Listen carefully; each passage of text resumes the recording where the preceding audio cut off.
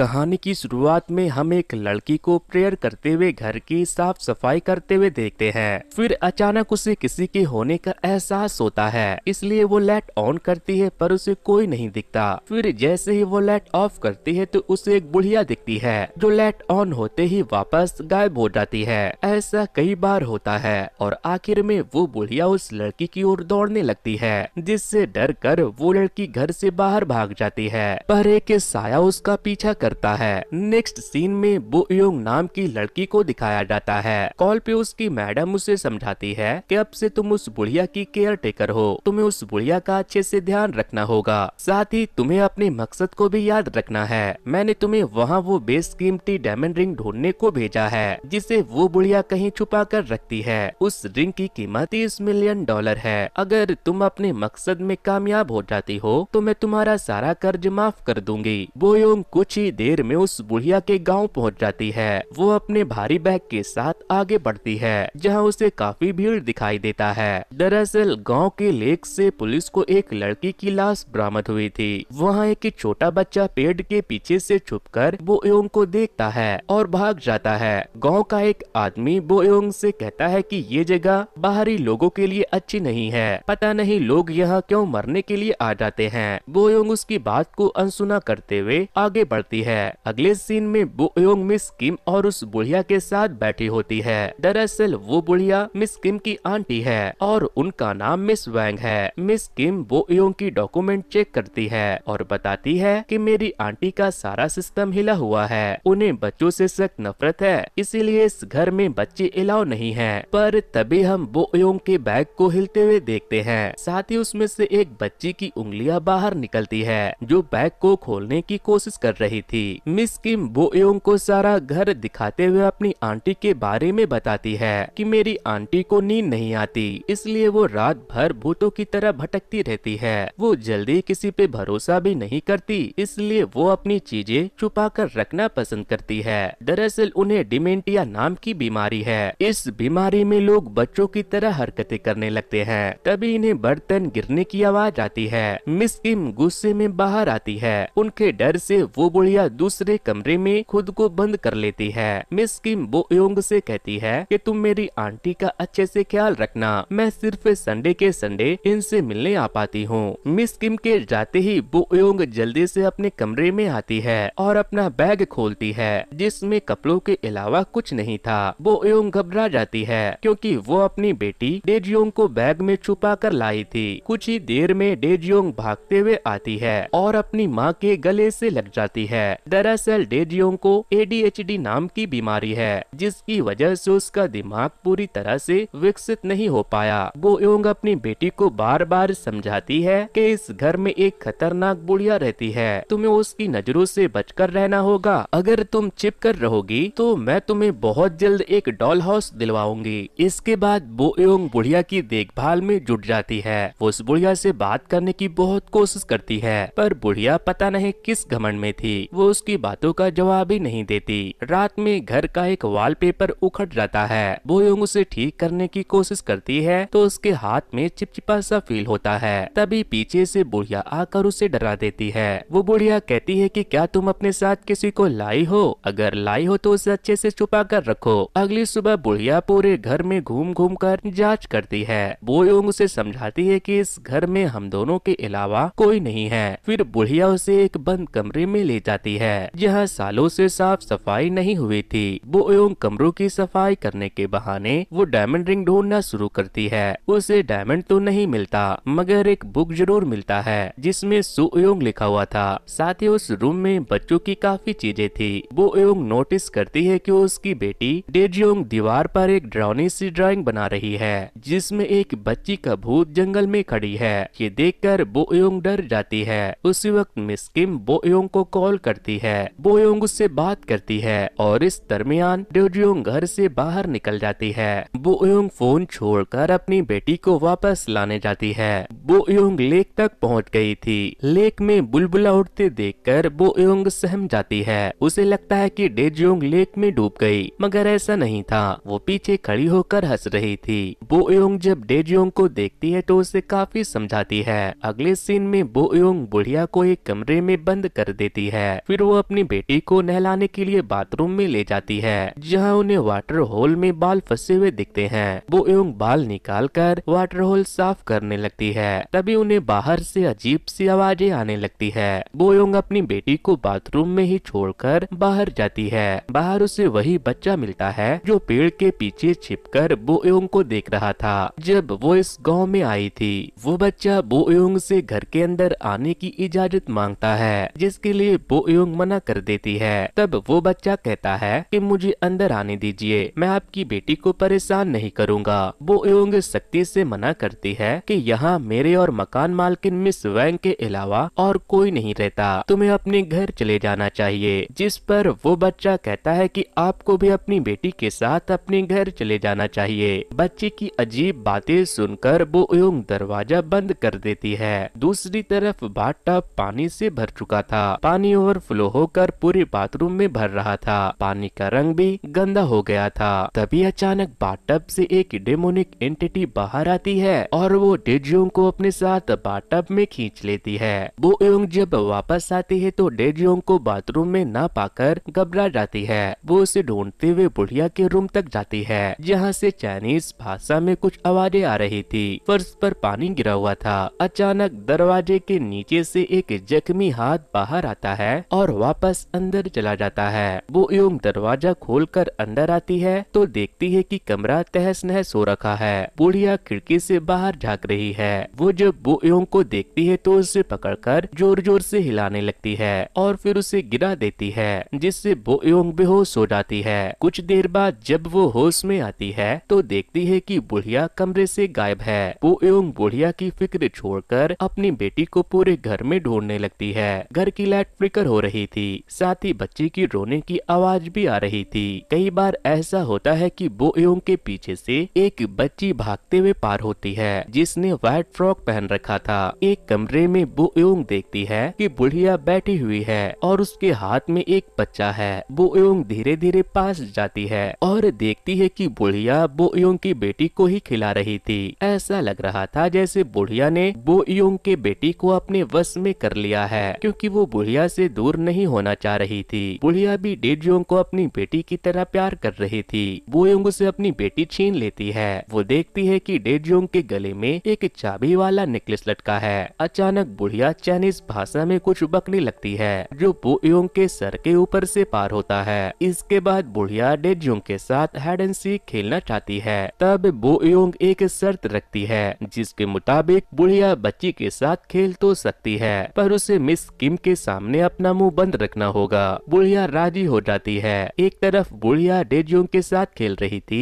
तो दूसरी तरफ बोयोंग डेजियोंग के गले की चाबी से घर की हर लॉक खोलने की कोशिश करती है, ताकि किसी तरह वो डायमंड रिंग हासिल कर सके, मगर उसे कामयाबी नहीं मिलती। यहाँ पूरे घर में लाइट जले होने के बावजूद भी बुढ़िया लालटेन लेकर डेजियोंग को ढूंढती है। वहीं बोयोंग को एक अलमारी में से लाल पोटली मिलती है, जिसमें जादू टोने की चीजें रखी हुई थी। वहीं डेजिंग बेड के नीचे छिप जाती है। उसे एक बनी दिखता है। वो उसे लेने बाहर आती है। तभी उसे अलमारी में कुछ दिखता है। वो ठीक से देखने के लिए कपड़े साइड करती है। बच्ची इस बात से अनजान थी कि उसके पीछे एक डेमोनिक एंटिटी पड़ी है। वो बच्ची पे हमला कर देती है। डेजियोंग चीखती है। उसकी चीख सुनकर बोयोंग और बुढ़िया दोनों अलमारी चेक करने आते हैं, जहाँ उन्हें डेजियोंग डरी सहमी मिलती है। देखते ही देखते पूरा हफ्ता गुजर जाता है और आज संडे का दिन था, यानी मिस किम विजिटिंग के लिए आने वाली थी। इसलिए बोयोंग अपनी बेटी डेजियोंग को अलमारी में छिपने को कहती है, जिससे डेजियोंग बुरी तरह डर जाती है। वो दोबारा अलमारी में नहीं जाना चाहती। विंडो से बोयोंग को मिस किम की गाड़ी आते हुए दिखती है। बोयोंग लुका छिपी के बहाने अपनी बेटी को घर में छुपा देती है। मिस किम जब आती है तो वो अपनी आंटी के बालों में कंघी करने लगती है। उस वक्त भी बुढ़िया चाइनीज में कुछ बड़बड़ा रही थी, जो मिस किम को घंटा समझ नहीं आता। इसलिए वो बोयोंग से कहती है कि अगली बार जब आंटी चाइनीज में कुछ बोले तो उसे रिकॉर्ड कर लेना, क्या पता ये कोई काम की बात कर रही हो। कुछ ही देर बाद बुढ़िया बोयोंग के गले में वो चाबी देख लेती है, जो उन्होंने डेजियोंग को दिया था। वो चोर चोर कहकर बोयोंग से वो चाबी छीनने लगती है। थोड़ी देर में वो वहाँ से चली जाती है। तब मिस किम चाबी का सारा माजरा जानना चाहती है। बोयोंग झूठ कह देती है कि ये मेरा नेकलेस है।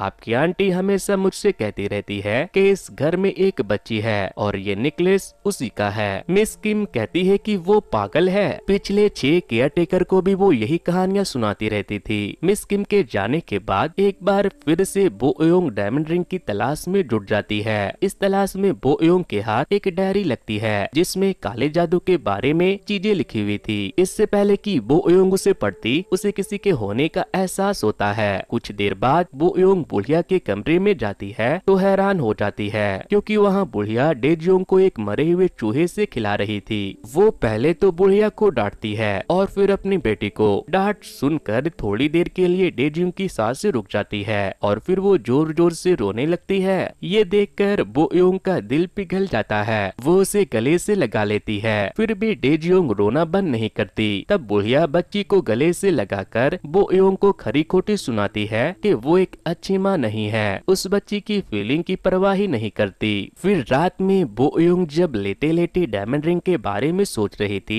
तो उसके ऊपर पानी की कुछ बूंदे गिरती है जो छत से टपक रही थी। बो योंग नोटिस करती है कि उसकी बेटी पास में नहीं है। दूर से उसके रोने की आवाज आ रही है। बो योंग उसे ढूंढने लगती है। इस दौरान उसे वो बुढ़िया सेलिंग से चिपकी हुई दिखती है और फिर वो अचानक बो योंग की तरफ भागती है जिससे बो योंग डर के जाग जाती है। अब बो योंग को रियलाइज होता है कि ये तो एक बुरा सपना था, मेरी बेटी तो मेरे साथ ही सोई है। इसके बाद जब बो योंग फिर सोने जाती है तब उसे पैरानॉर्मल एक्टिविटी फील होती है। कुछ देर बाद उसे फिर से बुढ़िया के चाइनीज में बड़बड़ाने की आवाज आती है। बो योंग इस बार फोन की रिकॉर्डिंग स्टार्ट कर देती है पर उसे रिकॉर्ड करते हुए बुढ़िया पकड़ लेती है और खूब सुनाती है। जिसके बाद बो योंग गुस्से में पानी में दवाई मिक्स करती है और बुढ़िया को पिलाने की कोशिश करती है। हाथापाई में बो योंग के हाथ भी जख्मी हो जाते हैं लेकिन वो दवाई नहीं पीती। अगले दिन बो योंग गांव में घूमने जाती है। उसे वो बच्चा फिर से मिलता है। वो इस बार चाइनीज में बो योंग को सावधान रहने को कहता है। इसके बाद वो बुढ़िया के बारे में बताता है। दरअसल उस बुढ़िया का नाम मिस वैंग है। उसकी सु योंग नाम की एक बेटी थी जिसकी मौत हो गई थी, लेकिन वैंग अपनी बेटी की मौत की सच्चाई एक्सेप्ट नहीं कर पाई, इसलिए वो हर बच्चे को अपना बच्चा मान लेती है। मुझे ये सब इसलिए पता है क्योंकि मेरी भी मौत हो चुकी है। दरअसल इस घर पे एक तरह का श्राप है, जो कोई भी यहाँ आता है वो मारा जाता है, इसलिए बेहतर होगा कि आप अपनी बेटी को लेकर यहाँ से चली जाओ। बो योंग वापस घर आती है। वो उस बॉक्स को खोलती है जिस पे सु योंग लिखा था। उसमें उसे कुछ किताबों के अलावा एक स्क्रैप बुक मिलता है। इसमें कई सारे न्यूज़पेपर कटिंग्स थे। जैसे कुछ में लिखा था कि मिलियनेयर मिस वैंग की संपत्ति को हड़पने के लिए कई सारे लोगों ने झूठे दावे किए। तो किसी में लिखा था कि लेक में डूबने से 9 बच्चों की मौत हो गई, जिसके बाद कई सारे लोग गांव छोड़कर जाने लगे। तो किसी में ये भी लिखा था कि मल्टी मिलियनेयर मिस वैंग ने अपनी बेटी की मौत के बाद सब गवा दिया। बो योंग अपनी मैडम को कॉल करने की कोशिश करती है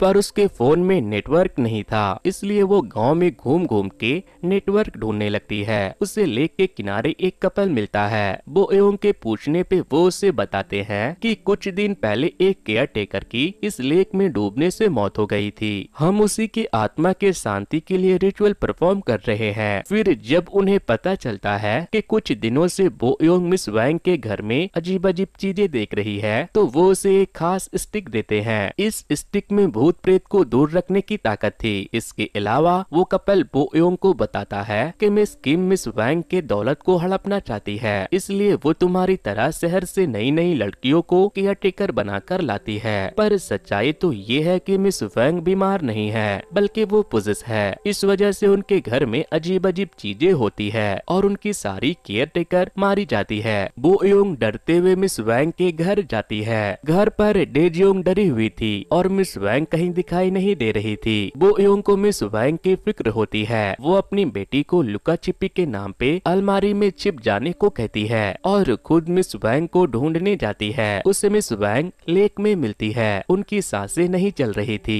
और ठीक उसी वक्त बो योंग को मिस किम की गाड़ी आते हुए दिखती है। बो योंग किसी तरह मिस वैंग की लाश को उनके बेड पे लाकर सुला देती है। जब मिस किम आती है तो वो कहती है कि मिस वैंग अभी अभी सोई है, आप उन्हें जगा कर डिस्टर्ब ना करे। मिस किम जैसे ही मिस वैंग के रूम से बाहर जाती है, बो योंग अलमारी खोलकर अपनी बेटी को एक बार चेक करना चाहती है, मगर डेजियोंग मिसिंग थी। बो योंग डेजियोंग के दूसरे रूम में ढूंढने जाती है, पर वो वहाँ भी नहीं थी। दूसरी ओर मिस किम डेजियोंग की बनाई हुई ड्राइंग देख लेती है। वो बो योंग को डांटने लगती है कि दीवार पर ड्राइंग किसने बनाया। मिस किम को झूठ से सख्त नफरत थी, इसलिए बो योंग सच्चाई बता देती है कि ये ड्राइंग मेरी बेटी ने बनाया था। दरअसल मैं उसे अपने साथ लेकर आई थी, पर अभी वो मिसिंग है। वो डेजियोंग को ढूंढने में मिस कैम से मदद मांगती है। तब मिस किम को लगता है कि मिस वैंग के साथ रहते रहते बो योंग भी पागल हो गई है, इसलिए वो ऐसी बहकी बहकी बातें कर रही है, क्योंकि मिस किम ने तो आज तक इस घर में कोई बच्ची देखी ही नहीं थी। इससे पहले कि मिस वैंग और बो योंग के पागलपन के संगत में मिस किम भी अपना मानसिक संतुलन खो दे, वो बो योंग को काम से निकाल देती है। मगर बो योंग बिना अपनी बेटी के यहाँ से जाने को तैयार नहीं थी, जिससे मिस किम का पारा हाई हो जाता है। वो बो योंग के बाल पकड़कर उसे धक्का दे देती है। वो बो योंग को वहाँ से निकल जाने को कहती है। तब बो योंग एक गुलदस्ते से मिस किम के सर पर वार करती है, जिससे मिस किम बेहोश हो जाती है। वहीं बो योंग मिस वैंग के कमरे में जाती है, पर उनकी लाश बेड पे नहीं थी। बो योंग लेक के पास जाती है, उसे किसी के डूबने की आवाज आती है। वो लेक के अंदर जाकर चेक करती है, तभी उसे रियलाइज होता है कि ये लेक भूतिया है, इसलिए मुझे बाहर निकल जाना चाहिए। बो योंग जब बाहर आती है तो देखती है कि उसके पैरों में लतें लिपट गई हैं। साथ ही उसे डेजियोंग की आवाज भी सुनाई देती है, जो बो योंग को वापस लेक में बुला रही थी। बो योंग अपनी बेटी की आस में वापस लेक में उतर जाती है। वो काफी गहराई तक चली जाती है, जिससे वो डूबने लगती है। एक हाथ उसके पैर को पकड़कर खींचना शुरू कर देता है। बो योंग को एक छोटी सी फ्लैशबैक आती है, जिसमें बो योंग की बेटी उसकी आंखों के सामने स्विमिंग पूल में डूब रही थी और वो रोते हुए बस देखे जा रही थी। ये देखकर हमें लगता है कि कहीं बो योंग की बेटी उस इंसिडेंट में मर तो नहीं गई थी, जिसके बाद हो सकता है कि बो योंग को हेलुसिनेशन हो रहे हो कि उसकी बेटी अभी भी जिंदा है। खैर प्रेजेंट में बो योंग को वही औरत बचा लेती है जो उस दिन अपने पति के साथ आत्मा के शांति के लिए रिचुअल परफॉर्म कर रही थी। वो लेडी बो योंग को अपने घर ले जाना चाहती है। बो योंग उन्हें सारी कहानी सुनाती है कि कैसे मैं अपनी बेटी को यहाँ लेकर आई थी और कैसे वो अब गायब हो गई। पर उस लेडी को लगता है कि बो योंग पोजेस हो गई है। वो उसे अपने घर लाकर अपनी बेटी की फोटो दिखाते हुए बताती है कि एक टाइम पर मेरा बेटा मिस वैंग के काफी करीब हुआ करता था। गांव में हल्ला था कि मिस वैंग पोजेस है, मगर मुझे इस बात पर यकीन नहीं था। एक दिन मिस वैंग ने मेरे बेटे को एक नेकलेस गिफ्ट किया जिसमें चाबी लटकी हुई थी। इस घटना के कुछ दिन बाद लेक में उसकी लाश मिली। इसके बाद एक एक करके गांव के बच्चे की लाश लेक में मिलने लगी। जिन्हें अपने बच्चों की जान प्यारी थी, वो गांव छोड़कर भाग गए। बो योंग किसी तरह वहां से भागती है। रास्ते में उसे वही लड़का मिलता है जो हर वक्त बो योंग को देखा करता था। उसके पास डेजियोंग की बनी थी। पूछने पर वो बताता है कि आखिरी बार मैंने डेजियोंग को उसी बूढ़ी औरत के साथ देखा था। बो योंग रोने लगती है। जल्द ही बारिश शुरू हो जाती है। बो योंग वापस घर जाती है, लेकिन घर में उसे मिस वैंग जिंदा मिलती है। मिस वैंग बो योंग को नहीं पहचान पाती। वो उसे अपने साथ लुका छिपी खेलने को कहती है। वो बो योंग को उसी रूम में बंद करके बाहर भाग जाती है, पर कुछ ही देर में गेट खुद से खुल जाती है। फिर बो योंग उस लेडी की दी हुई स्टिक को जलाकर अपनी बेटी को ढूंढने लगती है। खिड़की से बाहर देखने पर बो योंग को एक विजन आती है, जिसमें मिस वैंग चाइनीज में डेमोनिक एंटिटी को बुला रही थी। बो योंग फिर से अपनी बेटी को ढूंढना शुरू करती है। उसे अलमारी में एक खुफिया बेसमेंट का दरवाजा मिलता है। उस रूम में डेजियोंग बेहोशी की हालत में लेटी हुई थी और उसके चारों ओर एक सफेद रेखा खींची हुई थी। साथ ही आसपास में जादू मंत्र की बहुत सारी चीजें थी। उसी वक्त वहाँ पानी लीक होने लगता है, इसलिए बो योंग अपनी बेटी को लेकर